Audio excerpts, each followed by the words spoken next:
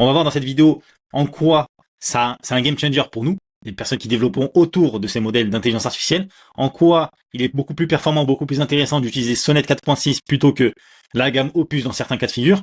On va voir tout ça de A à Z dans cette vidéo.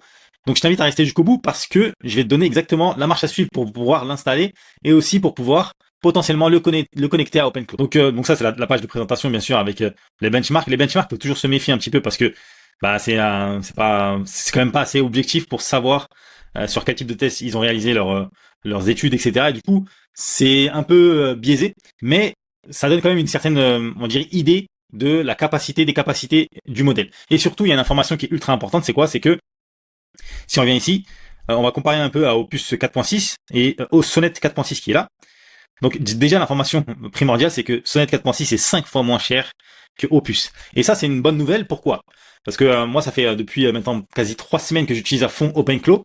Et c'est vrai que l'utilisation d'OpenClaw avec sa méthodologie, notamment si on met en place du multi-agent, eh ben, on va consommer énormément de tokens. D'accord? Ça, c'est clair. Et notamment avec Opus 4.6, et surtout si tu l'utilises par exemple dans Cloud Code, tu sais que ça consomme énormément de tokens. Et du coup, ça c'est quand même un bon indicateur parce que ça nous permettrait de faire des économies justement sur la consommation des tokens. Donc Sonnet 4.6, il va être top pour justement toutes les tâches agentic, donc agentic coding, computer use également.